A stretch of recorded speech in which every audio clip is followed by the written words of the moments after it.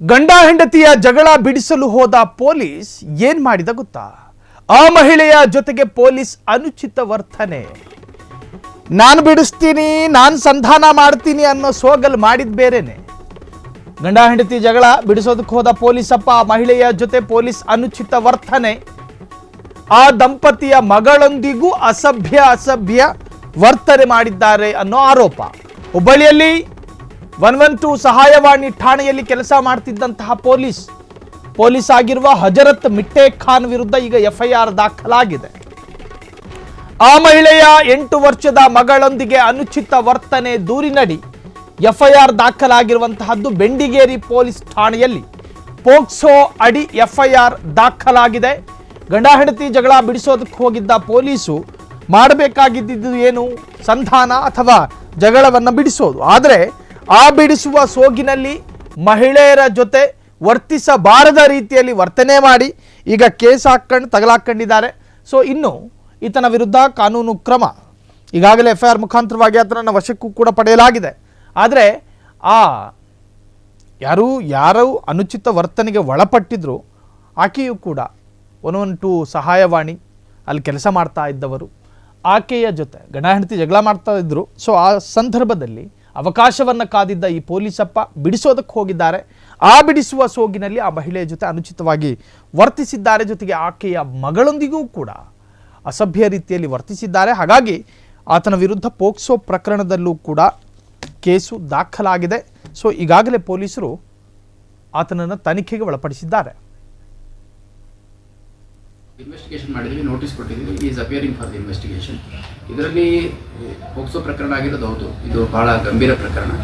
At the same time ಬೇರೆ ಬೇರೆ angle ಇದೆ ಇನ್ವೆಸ್ಟಿಗೇಷನಲ್ಲಿ. ಯಾಕಂದರೆ ಗಂಡ ಹೆಂಡತಿ ವ್ಯತ್ಯಾಸ ಇದ್ದದ್ದು, ಆಮೇಲೆ ಲೇಡಿ ಏನಿದ್ದಾಳೆ ಅವಳಿಗೆ ಪೊಲೀಸರ ಜೊತೆ ಅತಿಯಾದ ವಿಶ್ವಾಸ ಇದೆ ಅನ್ನುವಂಥದ್ದು, ಈ ಭಾಳಷ್ಟು ಸಂದರ್ಭಗಳಲ್ಲಿ ಬೇರೆ ಬೇರೆ ವಿಚಾರಗಳು ಚರ್ಚೆ ಬಂದಿದೆ. ಫೈನಲಿ ಈ ರೀತಿ ಆರೋಪ ಮಾಡಿರೋದ್ರಿಂದ ನಾವು ಇಮಿಡಿಯೇಟಾಗಿ ಯಾವುದೇ ಹಿಂದೆ ಮುಂದೆ ನೋಡದೆ ಪ್ರಕರಣವನ್ನು ದಾಖಲು ಮಾಡ್ಕೊಂಡಿದ್ದೀವಿ. ತನಿಖೆಯನ್ನು ಅತ್ಯಂತ ಪಾರದರ್ಶಕವಾಗಿ ಮಾಡಲಾಗಿದೆ. ಸಸ್ಪೆಂಡ್ ಮಾಡಲಿಕ್ಕೆ ರಿಪೋರ್ಟು ಕಳಿಸಿದ್ರು. ಆ ರಿಪೋರ್ಟು ಅಷ್ಟು ಸರಿಯಾಗಿರಲಿಲ್ಲ ಅಂತಂದು ಯಾವ ರೀತಿ ರಿಪೋರ್ಟ್ ಬೇಕು ಅನ್ನೋಂಥದ್ದನ್ನು ಯಾವ್ಯಾವ ಅಂಶಗಳ ಬಗ್ಗೆ ವಿಚಾರಣೆಯನ್ನು ಮಾಡಿ ರಿಪೋರ್ಟ್ ಕೊಡಬೇಕು ಅಂತಂದು ಹೇಳಿದ್ದೆ.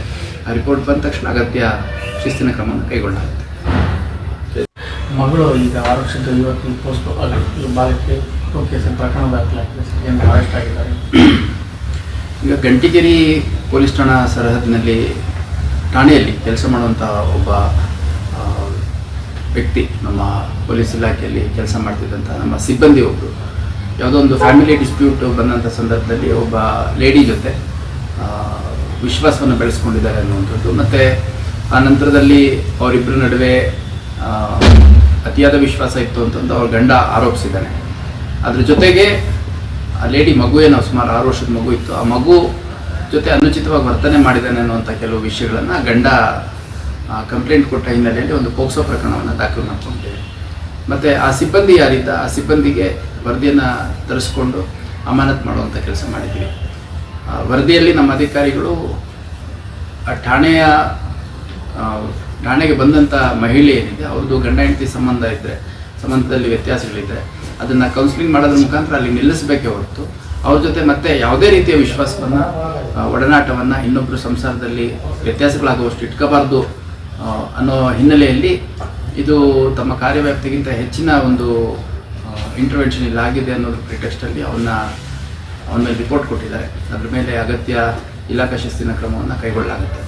ಮುಂದುವರೆದು ಪೋಕ್ಸೋ ಪ್ರಕರಣ ಏನು ಕೊಟ್ಟಿದ್ದಾರೆ ಅದನ್ನು ನಾವು ತನಿಖೆಯನ್ನು ಮಾಡ್ತಾ ಇದ್ದೀವಿ. ತನಿಖೆಯಲ್ಲಿ ಕಂಡು ಏನು ಬರುತ್ತೆ ಅದರ ಕ್ಷಣ ಕ್ಷಣದ ಸುದ್ದಿಗಳಿಗಾಗಿ ಫ್ರೀಡಂ ಟಿವಿ ಸಬ್ಸ್ಕ್ರೈಬ್ ಮಾಡಿ, ಲೈಕ್ ಮಾಡಿ ಹಾಗೂ ಫಾಲೋ ಮಾಡಿ.